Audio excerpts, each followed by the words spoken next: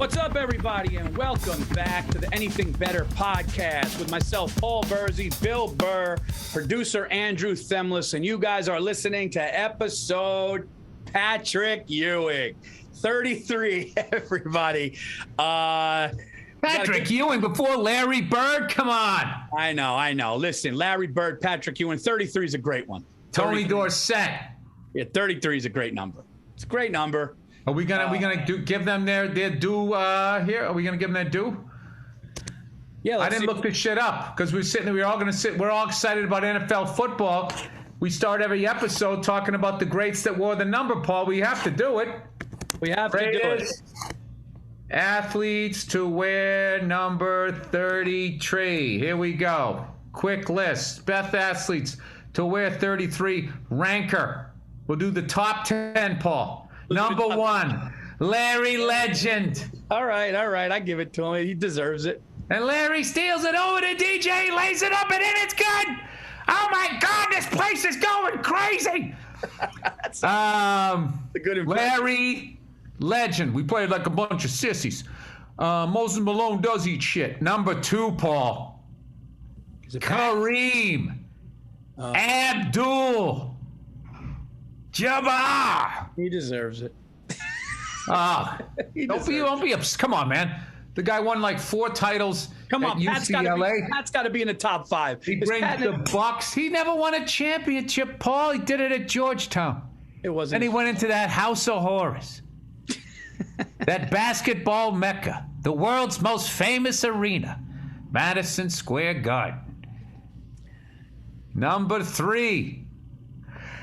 Scottie Pippen. No! I got you. Damn it.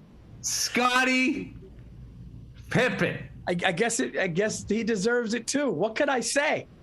Come on, how many rings? 6-time NBA champion. Not 1, Paul. Not 2. Filled up this whole hand. And oh, look at this one over here. 6 rings. Where is it?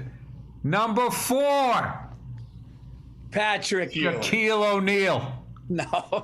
This is like Dan Marino dropping down the draft. No. You keep standing up to hug your mom like you're going to get drafted. Shaquille O'Neal. Insult to injury, Paul. No, he was wore 32. 33 on the Phoenix Suns. No, but are they real? Did they really put him there? They do. And he has a look on his face like it's towards the end of his career, although it does say he's at the All-Star game. 4-time NBA champion. 1, 2, 3, 4. Well, you're not going to get me again. I'm not getting up again, so. Number 5. Don't do it. Don't do it. Is it? Of the greatest 33s ever. Patrick Ewing. There you go. All right. He went to 11 All-Star games. All right. No.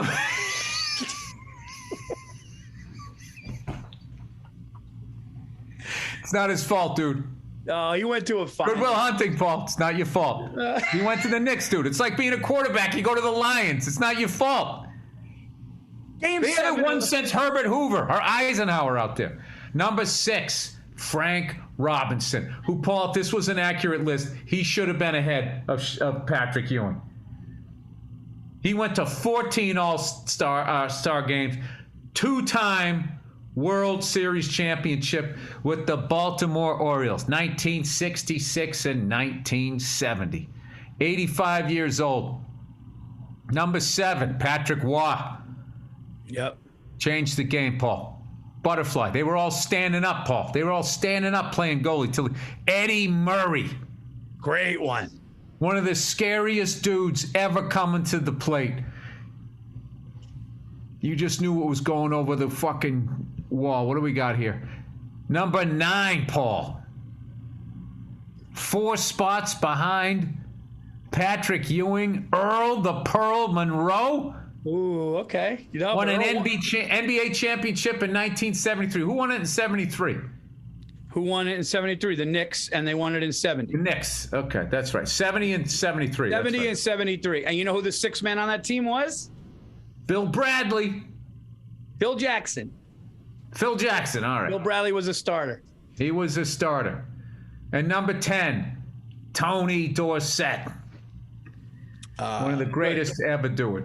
One of the most fluid runners you ever saw. Hang on, female listeners. Don't worry. We'll get to something. I've abandoned any sort of it's just cool chicks and guys watching this.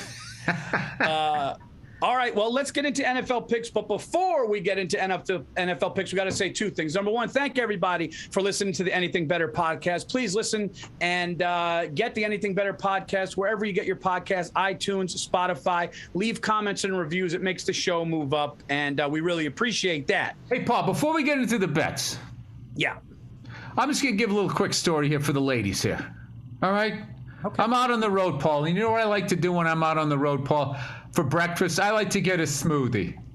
You know, have a workout, take a soak, if I drink a smoothie and it doesn't have a bunch of sugar in it, then I'm not going to eat like a bunch of fucking crap all day and then get heckled as people call me Billy Bitch Tits on stage, which, that doesn't help my show, Paul. Yeah. So I do the whole, hey, Siri, where's the closest juice shop near me? And she's just like, high five, hey, juice shop is near you, right? So the first one was called Nectar or something like that. So I go over there, all set to get myself, a nice protein shake or some shit like that. And I go there. It says that they're open. And I open the fucking, the door won't open up. So, of course, you know me, Paul. How do I handle those moments in life, right? Do I let them roll off my back? No, calmly. Water off a duck's back. I just go, you got to be fucking shitting me. What the fuck? You can't fucking do this to people. Blah, blah. And I was just like, all right, just relax. And then I look up, and I see that there's another juice spot a quarter of a mile further away from my hotel. And I'm like, all right, that's cool. So then, it's like sort of like a half a mile walk, half a mile back. Fine. I'll get a nice mile walk in, and I'll drink a smoothie.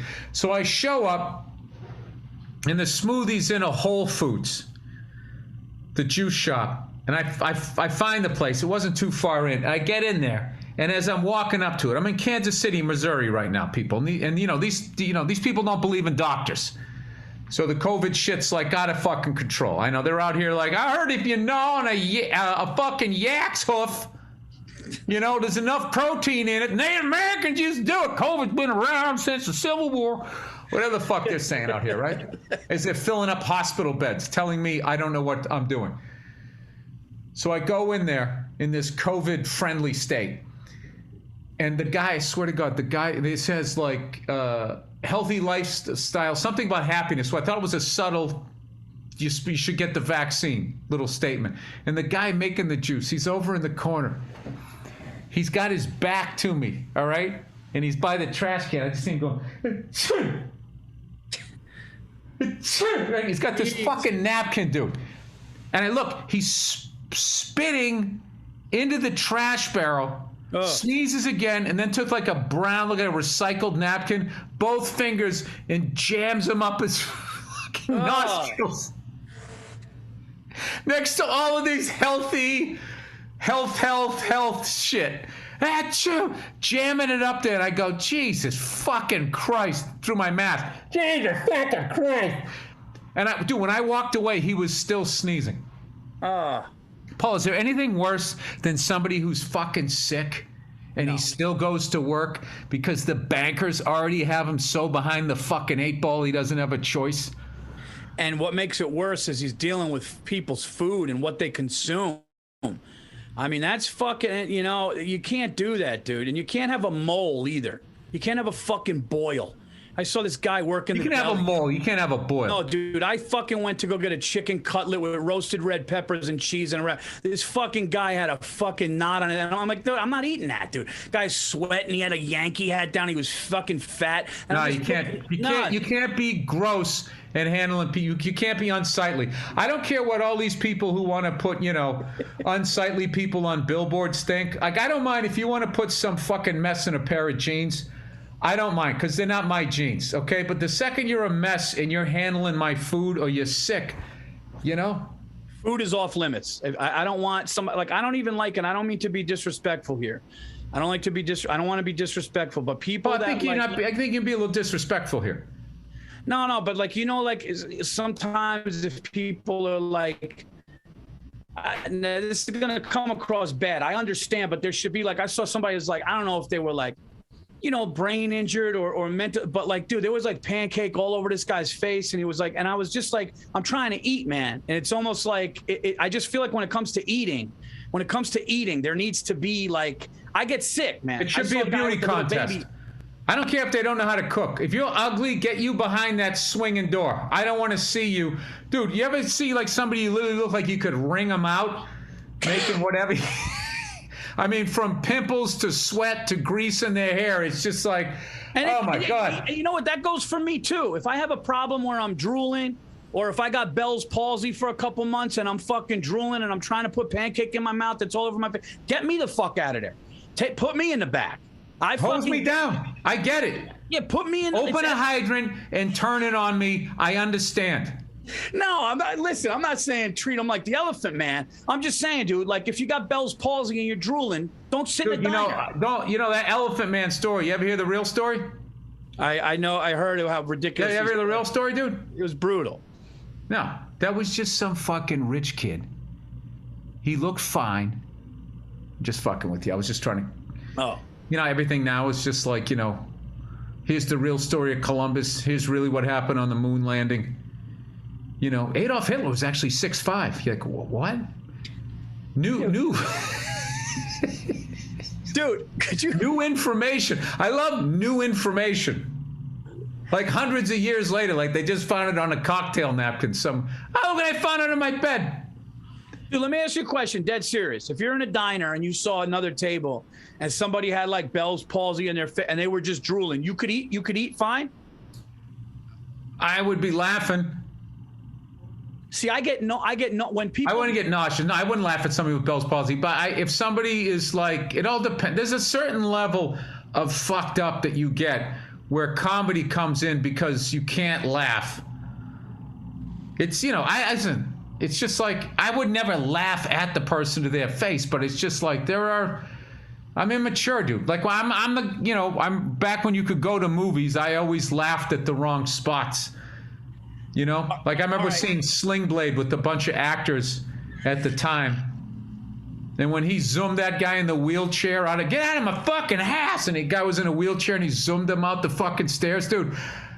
I was dying laughing, not because I would ever do that or I think it's funny that he did it. It was so fucked up.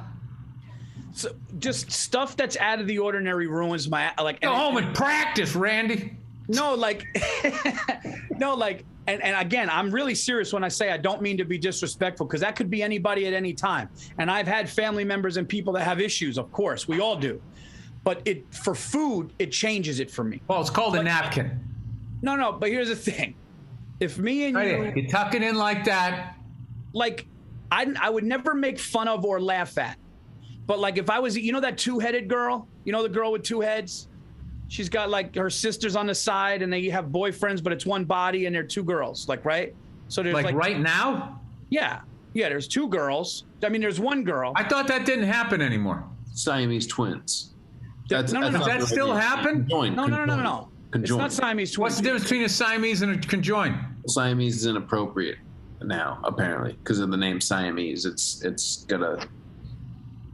So what are you supposed to? What was wrong with Siamese? And are cats upset about that? Can you say a Siamese cat anymore? Listen, I don't care. I'm going to look it up though. Are you supposed to? What does Siamese mean? All right. Oh, Jesus Christ. Siamese twins offensive. Let's see. The British media has universally described the conjoined twins Jody and Mary as Siamese twins. However benignly it may be used, the term Siamese is inappropriate and offensive as the use of Mongol to describe an individual with Down syndrome. Well, why is that? Doesn't say why. Anyway, all I'm saying is like, I would never make fun of somebody, but if somebody just walked in with 4 arms, it would fuck up my meal. That's all I'm saying. It would make, you know what I mean? It's just, I don't know. Anyway, we could move on to football. Yeah, we can move on to football. No, but here's the thing, dude. Like, I feel like with like, eating and sex, right? There's turn-ons and turn-offs, and you can't fucking help it. And I don't think that you should be like, if you like see a sexual act and it makes you go like, oh, and like look away, I don't think that means that you hate those people. Right. You're just not into it. Because and then I feel like, you know, women are kind of allowed to look at something that's sexual and be like, oh, gross, oh my God, yuck, ugh. But if a guy does it, you know, you're homophobic or you're fucking whatever. It's like, I'm not saying they shouldn't be allowed to do that. Just give me a heads up that I'm walking around the corner, I'm coming into that there, Paul. Right. I got one for you. You're a single guy. You're living in New York City. You're having a great time. You're single. You're doing spots. You're having some drinks. You have no kids, no wife, no nothing. You're a free bird.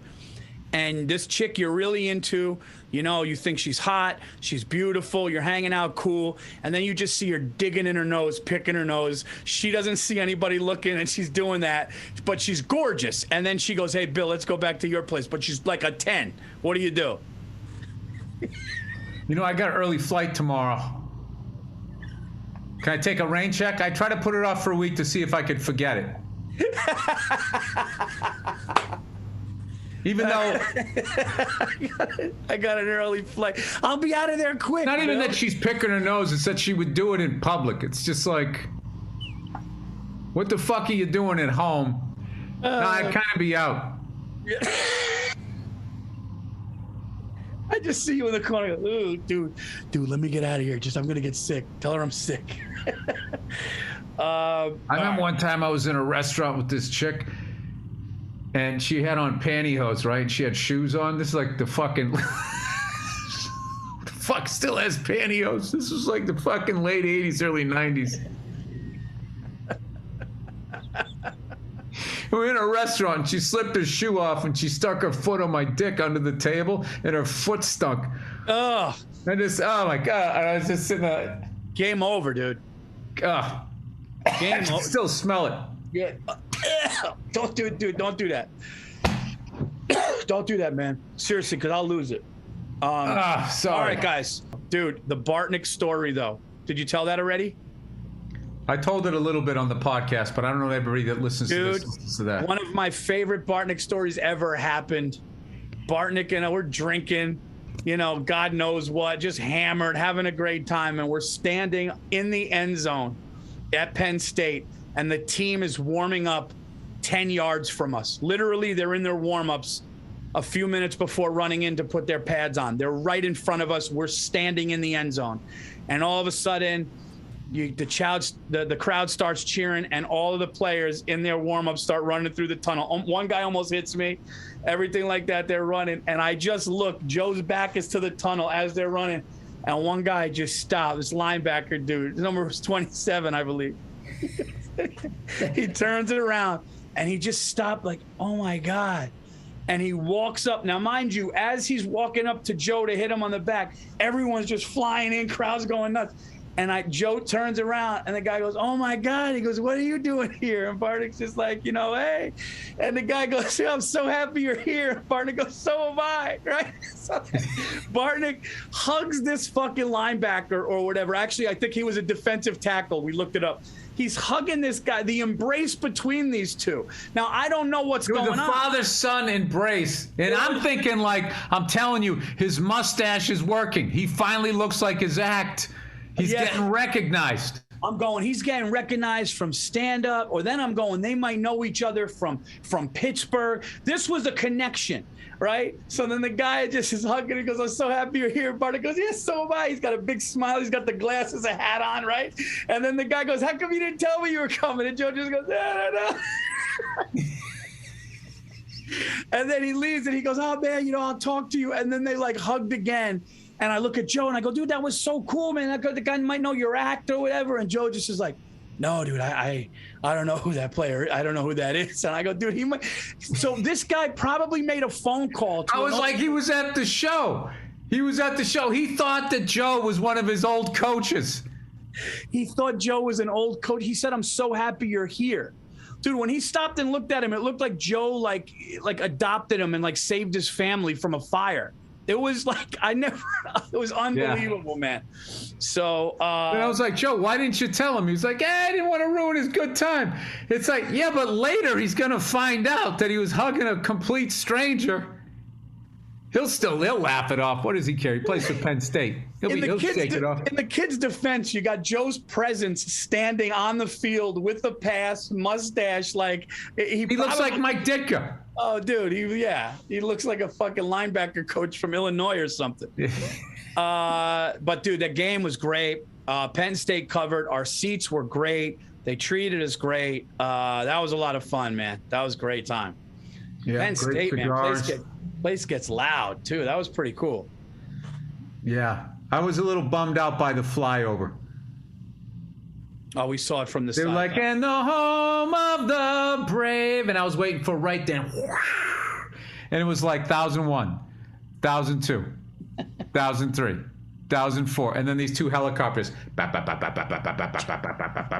I looked at Kenny. I go, "What we gain in maneuverability, we give up in speed." I think they lined them up for where a plane needed to be. So, because they usually time it out. And the home of the brave, and those jet guys just go right over the stealth bomber. Oh, dude, you feel it in your chest. Oh yeah, the helicopters. It was like, dude, it was a good 10-second delay. We're like, oh, you missed Club Soda Kenny. It's hilarious. They go, just an announcement in honor of all the victims and the heroes of 9/11. There will be a flyover today after the national anthem. And Kenny went, oh. He's serious. Oh, no, he can't handle it, man. Oh, he loves it. Yes. He was very excited. Shout out to everybody. Yeah, no, shout out to everybody, all the victims' families, everything, 9/11. It's so cool that, like, the way they honor them at all the games. It's fucking awesome, dude. And yeah, man, and I guess I gotta just say this to anybody, like, somebody said something last night and it really made me feel good, and I think it'll make our listeners feel good too.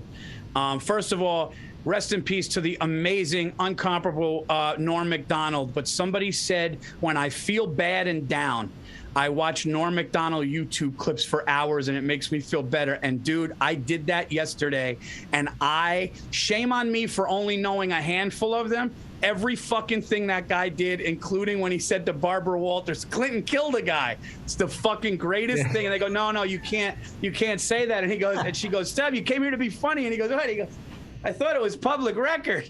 Dude, just the fucking best, dude. And then the ESPYs. Yeah, my favorite, the ESPYs, is when he goes, and Charles, that's something they could never take away from you, unless you kill your wife and a waiter. In that case, dude, Ken Griffey's face just goes. So do yourself a favor, whether you knew all of Norm's stuff, lay in bed when you got nothing to do and go to his YouTube clips, because every fucking thing is gold. And the last one I'll say was when he was sitting on the couch next to the blonde actress from, I forgot her name, from Melrose Place. And she goes, yeah, I'm doing a movie with Carrot Top. And he was in the seat over. And he goes, you know what they should call that? They start laughing. He goes, box office poison, right? And they just start laughing. I saw that. And then, oh, did I lose you? I froze up. Oh, you froze up. Yeah, I saw that. I saw that Conan episode live. I watched that. Like I don't know, didn't have a spot or something, and I watched it. I just was just in awe of it, dude. And then Conan goes, so it's a working title, the movie with Carrot Top, and she goes, no, it's called Chairman of the Board. And he looks at Norm and he goes, tried to do something with that, you freak. And then he just waits like 2 beats and goes, yeah, the board is spelled B-O-R-E-D. And Conan threw his fucking chair back. The place went nuts. And I was like, dude, the quickness and fucking brilliance of that guy. So great, man. So great. Truly. And you know why he's cool? He ended up putting that actor in when he did his sitcom. He ended up getting her a job. Because he probably felt bad, because then the movie flopped. Because he had like it wasn't gonna anyway. You know, what are you gonna do? But dude, as far as like people to go down a rabbit hole, for me it's him, Norm Macdonald, Ric Flair, Patrice. There's like 3 of them you can just kind of go down, and it's just so different and great and fresh and unique. And I thought there was a lot of similarity in as far as what they did, Patrice and Norm. I thought there was a lot of similarity. It's brutal, dude. That guy was just one of the. He's such a nice guy too. He's such a nice guy, and just I thought just so mentally beyond. Yeah. All of us, and that I don't know. I kind of felt like he just sort of like that smile on his face was him just enjoying just. Once you get past the depression of observing humanity, if you can somehow get into that lightened thing to just be like, well, there's nothing I can do about it. I'll just sort of enjoy it. Like, I don't know. I don't. There's no way. The hardest thing yesterday was trying to put a tweet out about this. It's like, how the fuck do you sum up a guy of that talent in a tweet? Yeah. Well, I actually like yesterday after I heard it and I was sad. I never had the pleasure to meet the man, but I can tell you. I got really happy watching his stuff, and time went by really fast. I just was watching clips, and then I'm showing my wife clips, and we're just laughing. And it was just like, I mean, beyond brilliant and beyond. And you could kind of see behind his smile that there's more going on there. But dude, his gambling was hilarious. He would tweet out a fucking golf tournament, everything that happened. Literally, he would go, Tiger's coming up on the second. He's got second shot. And then he would go, Tiger missed that second shot. He's coming up. And he would just, and you think it would be over. And he would just keep doing it. Just so fucking great, man. But dude, when Barbara Walters, when he goes, I just want no homicide in the White House. Let's get rid of that. And they're going like, what do you mean? What are you talking about? He goes, oh, Clinton killed a guy. Dude, it's like, and they fucking freaked out, dude. Dude, Barbara Walters freaked out, and Joy Behar was just looking, trying to smile. Yeah, because she knew she was worried about libel and slander. Like, you can't do that on TV. But he can do it because he's a comedian and Bill Clinton's a public figure. It's a weird kind of thing. But she had never dealt with somebody like him. He said, oh, Clinton killed a guy, like he was telling her for the first time, which was so great. And they just fucking freaked out. But anyway, rest in peace to one of the greats. Watch his clips, and it's a big blow. You could feel it. He's one of those you could feel. So that was a big one. And I got to tell you need guys.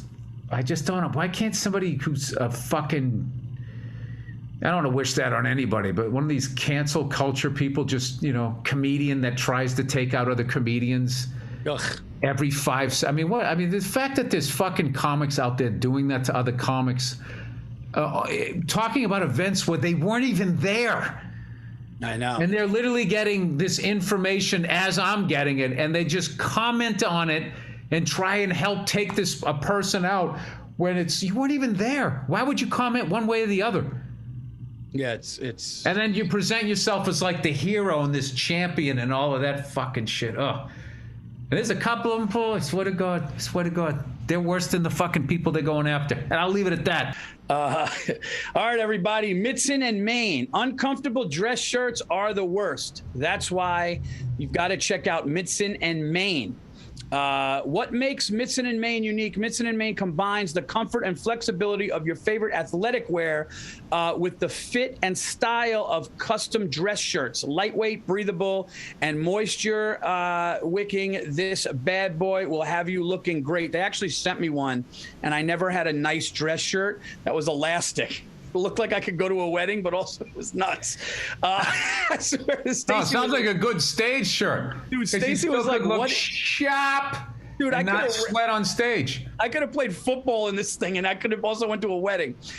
Skip the dry cleaner. Their dress shirts are machine washable, so you can skip those trips to the dry cleaner. Think of all the time and money you'll save.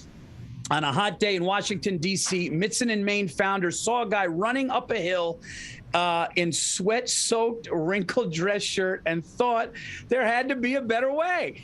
Okay, there always is. Since then, they've set out and made being comfortable and looking great the new normal.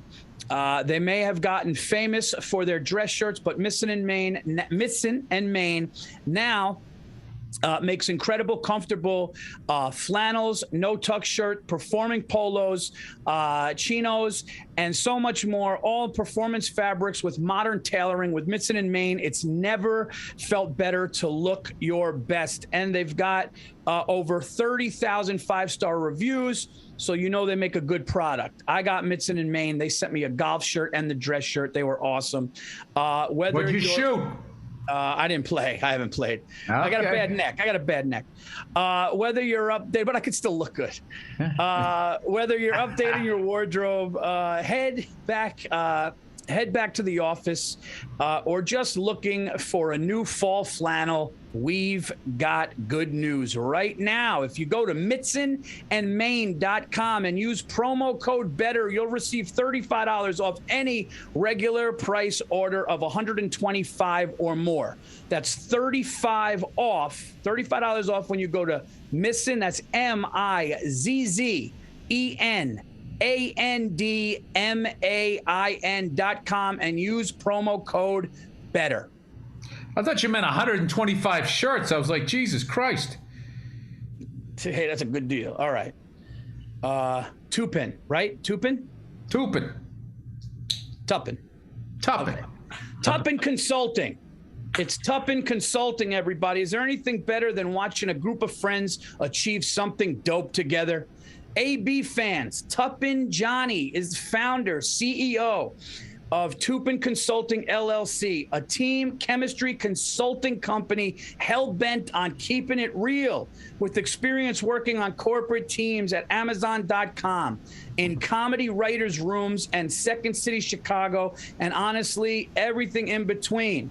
Tupin Consulting is 100% comfortable saying that he's going big. I love it. I love a kid like that. He will rock you. He can help any group of people achieve any joint task they care about, providing they're not trying to do anything evil. Oh, so he's a good guy too. Plus, every engagement they take on follows the International Ombudsman's Association standard of practice, which means that every team he works with will be handled uniquely, confidentially, and with all of his energy, Jerry Maguire style. Oh, also another big thing. This is not one of those jerk consultants who shows up demanding that you pay money and do what he says. No matter what your team does, he will be in the weeds alongside. I like this guy. Alongside you all. Okay? Actively contributing towards your goal. So whether you're a small group of investors trying to get noticed or a 100-person Hollywood production crew that just can't seem to gel, Tupin Consulting can help. Also, if there are any nonprofits listening that need team chemistry help, okay, Tupin Consulting will help with free of charge anytime. Reach out anytime. To anybody interested, you could email. Okay, it's not pronounced. I know it's pronounced Tupin, but it's TAPAN at TAPANconsulting.com. Okay, that's TAPAN at TupinConsulting.com, or go to TupinConsulting.com. It's pretty bitchin' website. P.S. Here is a personal message from him. Oh, isn't that nice? This is a personal message from Tupin, and he sounds serious. This is wild. He says, if the Boston Celtics are listening, and he means this for real, I can help you win a championship this upcoming season. I don't know how this happened, but somehow I am the missing piece for your current group of players and new group of coaches. Wow, this kid is talking shit. I mean, this kid is, me and this kid would have a great stick together. Oh, I can't get that Boogie Nights song out of my head anymore. Oh, this kid. Listen, anybody needs a Super Bowl, call it. Call me. Call me, dude. I'm your missing piece. Paul, I think, do you ever see that documentary where those triplets got split up? And they all just met each other? I think you got a twin out there. Hey, it's like this, Bill. It's like this. Hey, New York Knicks, give them a call. Yeah. Oh, boy. Okay, let's get back to the podcast here, all right? Moving forward, everybody. I mean, we lost every woman at the number 33 today. We lost women during this fucking thing. No, there are. So you go to the sports bars, there's always some women there, you know. Their jersey tied off, you know, whoring it up. It's not always about you, ladies. Okay, sometimes we. Can we talk a little football? I'll tell you something really cool. So yesterday, Sophia. So my daughter plays soccer and Lucas runs track. So Lucas yesterday had his first cross country meet, and he's like, younger, like he's younger on the team. And there's like, he's in junior high now. So he had to run a mile nonstop for like just his first meet just to see what he could do.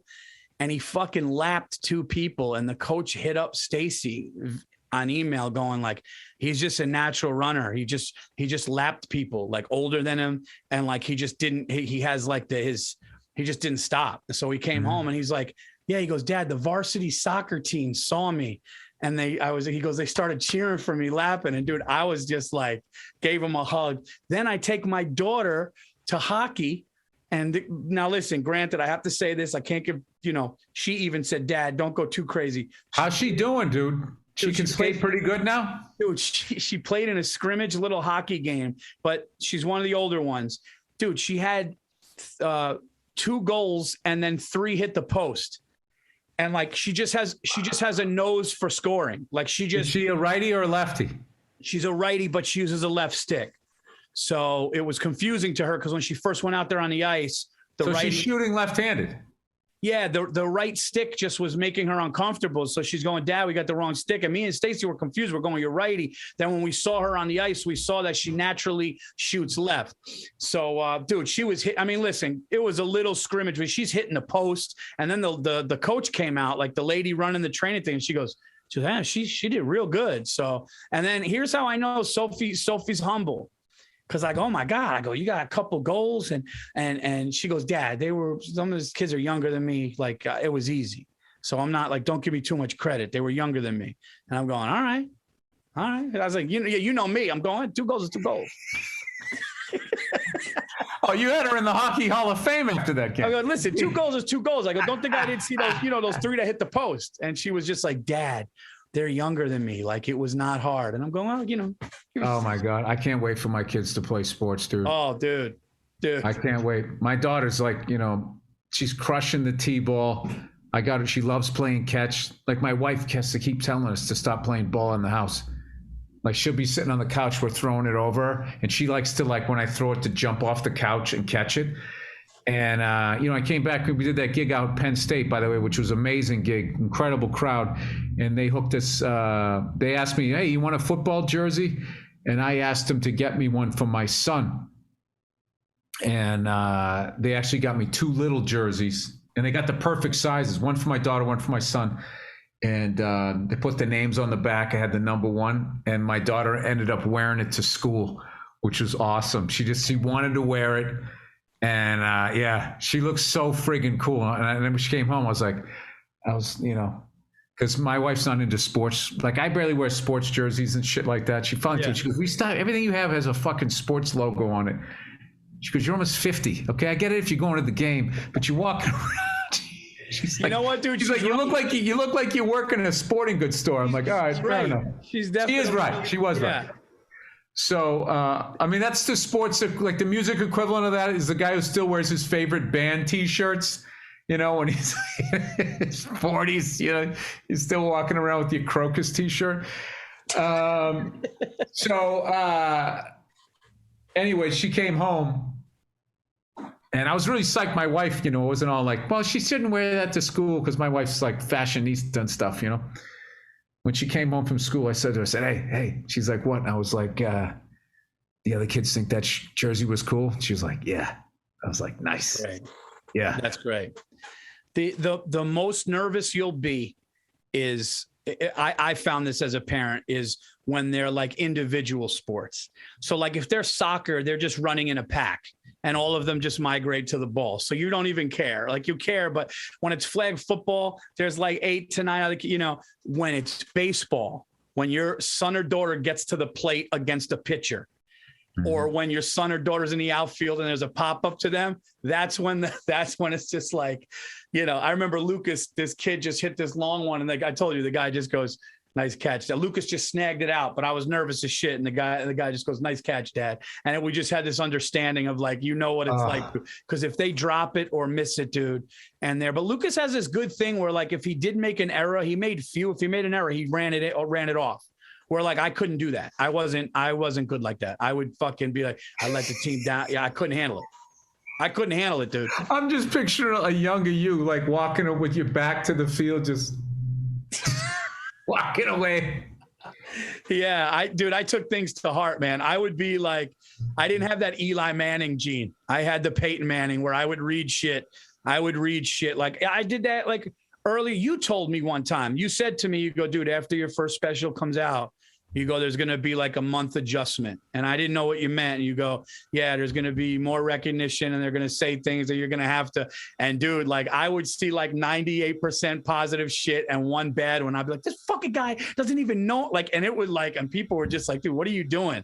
No, but that's a good learning curve. Like, I just did an acting gig, and, I did this great show called Reservation Dogs, right? Mm-hmm. And so I was playing a guy from Oklahoma, went to a voice coach, tried to do the accent and all that, knowing full well that someone's going to be like, but it's just like, dude, it's not about that. It's about having the balls to do it. And then, like, this is the first time I'm trying it. And generally speaking, I got away with it. So I had a really good, like, I learned that from comedy, where it was just like, all right, like, every special doesn't have to be your greatest special ever, as long as you're working towards something. Like, you can just have them go like this as you're working up. Same thing with, like, acting. You're just doing that as you're going up, as long as you're working towards getting better. Yeah. That's a strong mindset, but that's a mindset of somebody experienced. Dude, there's something to be said about guys like that. Like, there's something to be said that, like, a guy like Eli Manning could throw 3 picks and it's on the newspaper to bench him. And they were just like, dude, that guy goes home and watches movies with his kids and could truly give a fuck. Like, they said, well, truly give a fuck. You can't read. Like, I do like, one hand over the eye. I read, and I just saw the general consensus was good. My agent reached out to me, said, oh, man, it was, the agent doesn't reach out to you if you tanked. So I was happy with that. But I learned all of that through doing, like, stand-up and stuff, and just like putting pressure on yourself is stupid. It tightens you up. You want to be loose, and you want to, like, not give a fuck in a good way, and you want to have fun, and that will be I was actually watching something that my drum teacher, it was always talking about holding the sticks loose and you get more power. He was showing this tennis instructor was talking about, like, when you go to hold the racket and you want to, and when you smash the tennis ball back, he goes, see, you think you gripping it. And he goes, it's actually not, it's really light and a whipping motion. And that's what gives you the top spin and all that, which I never knew, but it's that weird fucking thing about the universe that if you try to kill it, it goes 2 feet. If you just go through the zone, it goes a mile. That whole fucking thing that if you eat stuff that's delicious, the payoff is you're a fat fuck. It's always inverted. Yeah. If you don't give a fuck, she comes up to you. If you walk up to her, you're desperate. That law of attraction, the laws of, like, power and all of that it's like a fucking pretzel. It's crazy. And you think it's a straight line, and it goes under. It's like, wait a minute, how do I want to do this? And that, I swear to God, for me, that was all of my 20s into my 30s trying to figure out how this shit works. So, like, when you put a special out, dude, like, and it's good and everything, and you had fun, and you did your thing. You don't fucking worry about it, and don't let because half these fucking people that are saying this shit, when they really come at you negative, like the fact that they didn't like it and they have to take the time to say that they didn't like it, and then they got to and make sure that you see it. Like that goes at that point, it's not about what they just saw. It's about what's going on in their fucking life. Unless you said something like really like, okay, you said something racist there, you know, and to them or whatever. Then I get that they'd want you to see it. But if they're just like, they need you to know that they didn't like the lighting on it. It's just like, all right, dude. No, the only, and you know, you're speaking to me now too, because I'm shooting a special Saturday, and I'm just like, I'm going to run it in Philly now, and I'm gonna just have fun with it. But you know, the only negative stuff I heard about, I'll say this, was, yeah, Paul's special was funny until his Democratic agenda, because during that time, Trump was a polarizing figure, and I said something about Trump tweeting from heaven or something I did, and people were like, yeah, and then he said Obama handled, and it was just now, like, right there, Paul, why would you listen? Like, once somebody goes politics, if they're so into politics that they can't even enjoy a comedian making fun of the standing president without seeing it being an agenda for the other party, like they've lost, they should lose all credibility. About a comedy show too. So it's like you're bringing that in, but I learned something that I did, and I learned it, and maybe this can help people, but I learned it when I opened for you at Carnegie Hall on my 33rd birthday, which I never forget. I'll never forget how nervous DeRosa, you, and me were, just staring at the rug, walking around. And then you said DeRosa was muttering to himself in a sport coat, and you were quiet, looking at the ground, and I was quiet. And then you broke the ice, and you just go, well, don't fuck this one up, right? And we just bursted out laughing, right? And but yeah, this is not the night to not the night to bomb or something like that. No, this is like you just broke the tension with that. But what I thought about, and not to get heavy, was I thought about somebody that I went to school with that died of cancer. And I'm going like, those people would fucking do anything to be in a position where they could follow their dream and do this. So I'm not going to be disrespectful to that, you know? And I always think about that. Plus you had Jordans on, Paul. So, you know, you knew you were... That was such a comic thing to say at that moment, which is hilarious. Dude, you had on Jordans and a fucking black V-neck at Carnegie Hall. It was just like, you dressed the same way you would have dressed if you had courtside seats to the Knicks. And you were going like, what? It's cashmere. It's cashmere. It was like... I mean, the sweater was fine. The fucking Jordans I thought were hilarious. And then later on... you showed me Jay-Z at Carnegie. You're like, look at Bill, he's got on Jordans. Wait, was it Jay-Z or Carlin in New Balance? No, it was. I thought it was Jay-Z. It was Jay-Z? Okay. But no, what I do in a big moment is I look at, like, I think about horrible things. I think about the no, seriously, dude. Like, I do. That just sounded funny. No, I think of horrible. I thought about... You know, I think about the transcript on 9/11 when the guy's on the plane going, dude, we're going to rush the cockpit, pray for us and shit. I think about that guy. I think about David Kimowitz, rest his soul, rest all their souls. I think about that, and I'm just like, I have an opportunity here. I'm here. I'm in the present. I'm here. I have an opportunity to go and follow my dream and do what I love, and people are here to see it. So go fucking seize that. And I always think like you that. go deep, dude. Yeah. You know what I used to think? I used to think about myself putting my head on the pillow that night. At the end of the night? And hating, am I going to hate myself because I pussied out? You know, I remember I used to do that when I was going to do talent show, the Uptown show, the all black show on Sunday nights. I remember walking around the block trying to get the courage to walk in there because he asked me to come down there. And I just remember thinking like, all right, what's going to feel worse tonight? Going in there and bombing, or going home tonight not even trying? And just hating yourself and be like, next week I'm going to do it. Because I'd already done that. And I said, fuck it. And I just came around the block and I walked right in. And I remember seeing town. I still remember that vividly. Pointed at me. And I was like, all right, I'm fucked. Now I got to go up. And I went up and I fucking murdered. I remember that. Yeah. But I was also doing like, you know, I'm the scared white guy thing, which just kills. And I had to do that for a while. The safety of that, like, oh, I'm the white guy who doesn't understand things, before I finally started being more me. And then I went down to sort of mediocre sets to then being able to do, just go in and do, like, I remember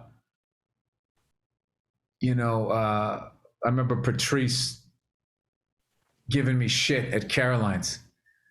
Going, Bill's trying to do his mainstream comedy in an all-black, in front of an all-black crowd, because that was kind of this thing that you can't do that or whatever. And I remember thinking, shut the fuck up. Watch, I'll do it. And I was able to learn how to do it. And it was really like like most things, was a confidence thing. Mm-hmm. Because there was such like that, culture shock of being like, I am the only white person here. Will they understand what I am saying? You get into like robot mode. And then what I was able to do was just do the, my jokes. And if they started to tank, be like, didn't I already say I was scared to be up here? Can't you come along? I would just do that. And then they would laugh, keep it going or whatever. I remember that. Dude, for the people that don't understand. Asshole at the bar. The critic, fucking Patrice, shitting on me for doing that. It's like, well, why don't you go up there? But that Sunday show, dude, for the people listening right now, that Sunday show that happened on Sunday nights that Talent ran, that was like the fucking, like, there was all comics hanging outside trying to either be seen or get on. Talent would host a show and fucking murder. It was an all black audience, and Talent loved me. Talent would be like, man, you got to come out and do this. And I remember I did that show, dude, and I was nervous as shit. He put me on. He said, you're going on when you get here or whatever. And dude, I'll never forget my opening joke there. I was nervous and I was rushing. And it was early 2000s. And I used to always do those black shows and they never started on time. Like there would be a there would be a flyer that said like 9:30, and dude, Talent would show up at like 10:15, dude. And it was like, but I remember I rushed to the Boston, and I'm also like, dude, and I get there. Oh my God. No, dude, I did all that shit, poor guy. But I remember I go up at the Boston. He brings me up. He brought me up very nice. And I was nervous. And they were just looking at me. I remember this one dude was just looking at me. And I go, man, I was like, oh, dude, so happy to be here. I was like, I was nervous though. I was nervous on my way here because I'm like, dude, you can't be late. The show's gonna start. You can't be late. And then I was like, it's a black show. I'm good. This ain't starting on time. And Talent was by the DJ thing, and he put his head up, and everybody laughed, and that got me into that. Just got all you have to do is get the first laugh. Dude, remember one time I did Gerald Kelly's room. The guy was like 2 hours late. The crowd was pissed.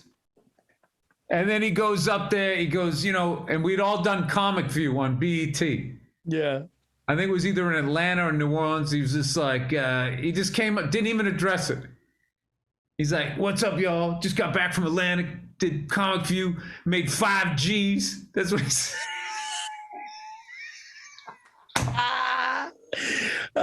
He told him how much money, and that's the thing. No one made that money unless he did another show down there because it was Comic View, and that was like a big fight. Like they weren't paying anybody shit. You had to like just made 5 G's. So yeah, funny. I think we made like $500. I think I saw. I think I told these stories on somebody's podcast. I remember one night going up there and it was fucking brutal. That was a brutal one.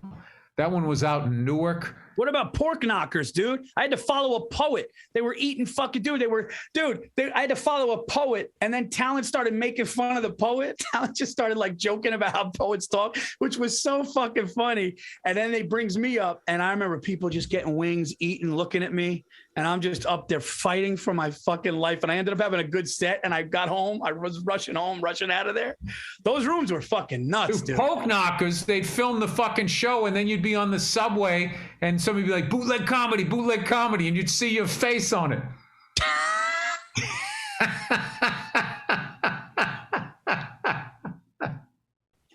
Dude, I remember one time I went up and they had a poet go up, and the poet was from the South.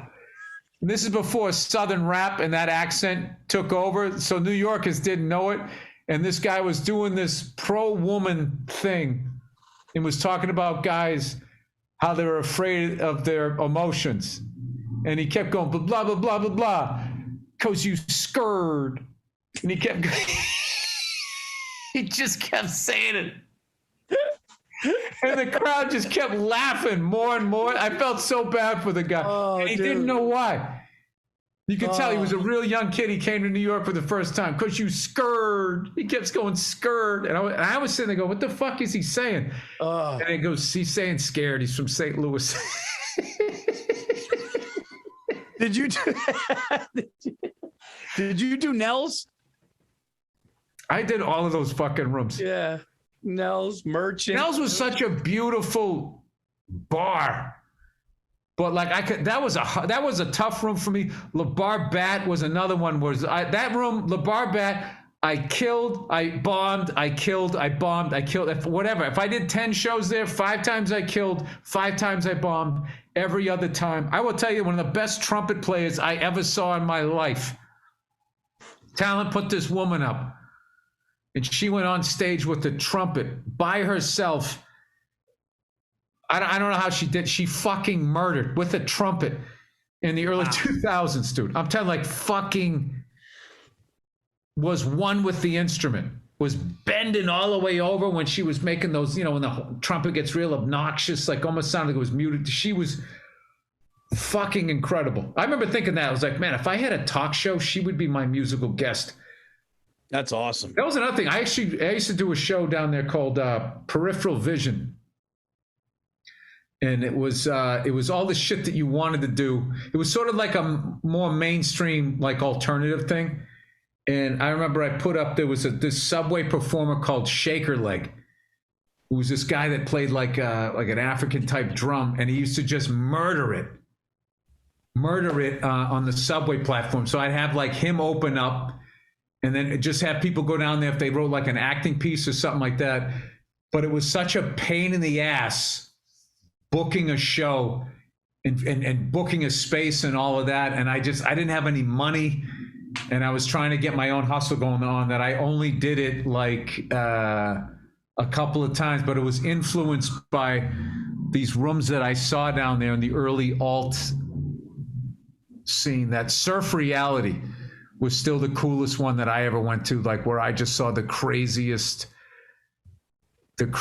shit, like these fucking, I think that was the first place I saw that, whatever the fuck you're supposed to call him, a guy dressed as a woman, whatever you call him now. We used to call them transvestites back then. And her stage name was Sharon Needles. Dude, and she went on stage and was fucking hilarious. There was another one from that era, this blonde woman. She had the super short blonde haircut, like Brigitte Nielsen. Yeah. And she would go on there like knee-high boots, leather skirt, tattoos, total fucking attitude, just fucking crazy, like crazy. Like that was when I felt like. Another time I went down there, and when me and Patrice were going on stage together, fucking around, talking about race and all of that shit. And we went up in this place, and I remember there was this white rapper on stage that had a speech impediment, and he was using the N-word, saying, like, trying to use it the way black people used it, saying my N-words, and then in the end, but he had that thing where he talked like this. You know, he had that thing like, she sells, but she short. He talked like that, right? So when he would drop the N-word, he'd end it with a, right? So me and Patrice are crying, laughing.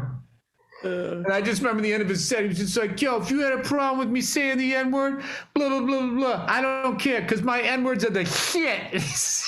Then we fucking went on stage. And Patrice shit on that guy. We got like 15 minutes. He shit on that guy for like 10 fucking minutes. And I actually felt bad. I just saw that guy's whole world crumble. He made fun of his speech impediment. He made fun of him for dropping the N-word. Dude, that was such a crazy time down there that's not really talked about. Like, not the alt scene, not the eating it. That was sort of like, you know, that was like so popular, was like mainstream, where all this industry was going there. It was all that satellite shit that I was going down to, where you had people that were too fucked up to be in either the clubs or in the alt scene. And that's why, yeah, you saw people doing whatever that guy was doing and shit. I don't know. Well, there's always the people that call him out, man, because I did this Vegas Comedy Festival in 2003, and Pat Cooper went on. And Pat Cooper, when I tell you, disintegrated. I mean, I've never seen. He's one of the greatest. He's one of the greatest of all time, and also not only one of the greatest of all time. Like the passion and like the intensity level that guy still has when he goes on stage. There's a guy no one ever said, "Hey man, you kind of phoned it in tonight." Like that guy, fucking. Dude, murders. Best title for an autobiography ever. How dare you say how dare me? Dude, that's his mission statement, I feel, from listening to those interviews on. I never met that guy, man. I would love to just listen. I heard it was tough. I know a guy that's friends with him and said like he got real tough to deal with. But I got to tell this story, and then I gotta run because I gotta go to Philly. Right. There was an award show at this festival. So everybody just went there and like comic who had this. So everybody just shows up and we're sitting in the back, and they had a guy, as they're bringing food come out, they had a guy go up there and do impressions. And he's doing, John Ritter had just died. So he did something about that. He did like a tribute to John Ritter, but singing it as Sammy Davis. And then he did this one, and then he did that one and everything like that. And then all of a sudden, ladies and gentlemen, like Pat Cooper, and dude, and the guy who ran the festival had a cowboy hat, cowboy boots. Dude, Pat Cooper comes out and just goes, first of all, he goes, what the fuck are these people doing? He goes, you don't bring steaks out and food out when performers are on stage. You don't do that. He goes, also, he goes, who the fuck? They go, this guy doing impressions that we all heard of for 100 years. They're telling me backstage he's on his way up. In my opinion, he should be on his way to fuck out of this business. Okay, dude. And I'm just sitting in the back, dude. And the crowd, there was like, you know, when you hear an audience kind of like they get a rise, but it's almost like, I can't fucking believe this happened, dude. I'm looking at stage. They're starting to laugh. They're waiting. Like, is he being serious? Yeah. And then all of a sudden he goes, the guy running this thing, he's out there, his fucking cow, it smells like horse shit back here. He's like, what the fuck am I, dude? When I tell you he shit on everything, he shit on the service, he shit on this guy. I saw the guy that he said he should be on his way out. I saw him fucking walking through the hotel with his bag leaving, and they did a final show of all the winners of the awards were going to perform, and they announced the guy, and he just wasn't there. I saw him walking out. Norm Crosby goes, ladies and gentlemen, Pat Cooper's favorite comic, and the guy wasn't there. I saw him. He packed his shit and left. Dude, the guy just fucking, it was, dude, could have ended his career. Like it was so fucking like nuts. I've had a few of those nights. I just was dumb enough to come back. Yeah.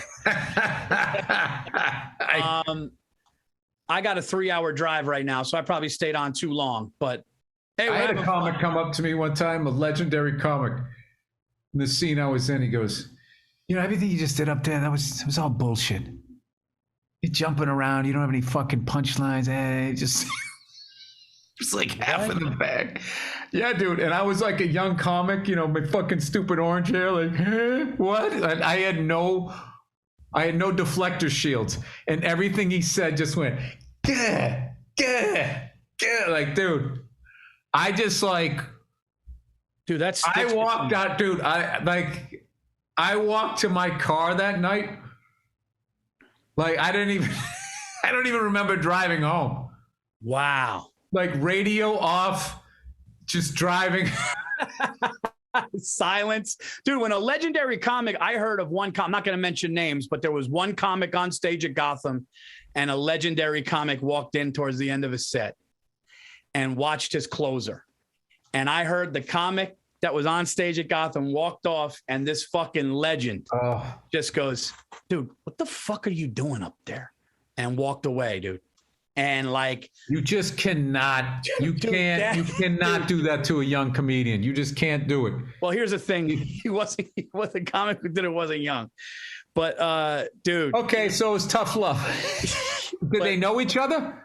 I think like maybe, yeah, I think, I don't know. But, wow, that's different. But not big. Like, I don't think knew. Like, I think might've known of, but dude, I heard it was brutal, and I heard it stuck with, but like, dude, could you imagine? Dude, like I couldn't imagine like headlining though. Could you imagine headlining and somebody comes to see you? Like you're headlining a fucking big club, A room, and a legend comes in, an icon, and they're just like, dude, what the fuck are you doing? Dude, that would fuck it. Dude, that's fucking tough, man. Yeah. How good does it feel? How good does it feel when somebody goes, dude, I love what you did. That was great. You're like, from you? Yeah, and how often is that sincere, though? Because that could be just somebody nice. But when somebody says, what the fuck are you doing up there, that they are speaking from their heart. I mean, they could have been, they got into a fight with their wife or fucking bringing some bullshit into the club. But if somebody comes in, it's just like, everything you're just doing up there was fucking bullshit. You're just like, yeah, I'm I know I got some stuff I need to learn. I didn't know. I was just like, I don't think I said anything. I just stood there like, I don't have it in me to tell a comic, like when a young comic goes up early and it just goes bad, I just walk away and I go, hey, I didn't see that. How was it? I can't do that, man. I'm not, and I don't like those comics that go, I don't do that. I fucking tell them. There's no holding back with me. And it's like, you know something, man? Like you sucked too at one point and you were a comic 1 year, 2 years. You don't go up to a young comic and do that, man. You don't fucking do that. And yeah, power is not, most people don't handle their position of power in a way like, I don't know. I listen, I try not to do that. I'm sure I've said some shit but like I would never just walk up to somebody and tell them that they stink or that what they did was fucking horrible. Why would you do that? Especially too, so many of the comics that you hear like, Rodney, how long it took him to figure his thing out. Then he figured it out. Lewis Black was another guy who was just, I guess, doing jokes and then somebody just said, dude, you're like one of the angriest guys I've ever met. And your act is all like nicey nice. And then he got that finger going and then he just exploded. So like, I always think like you could have just derailed the comedy world to seeing the next Lewis Black. Like, so I have no idea what's in you. I don't want to fucking stick a cork on it. So dude, like that, when that guy fucking dressed me down like that, I still remember the temperature that night. I still remember what it felt like. It was the summertime. I had the windows down and I was just driving home. I think I even went the long way home. Oh, dude, because I needed like to go back into my parents' house with not a look on my face like I was gonna jump off the house. Dude, but what about when they say something positive? I had a big name comic say something positive to me, but he grabbed me by my collar. He goes, dude, that joke, if you just extend it, that's the shit. That's the fucking story. Like, and he was like, so, and I was just like, all right. But then I also had other people who heard him going like, no, you did it fine. Sometimes people just want to be heard, but I gotta. What that is you did something great and their ego can't handle it. So they want to make it like, I would have done it a little better. Oh, and if I told you the name, you hit it right on the head. I got an idea. All right. That's.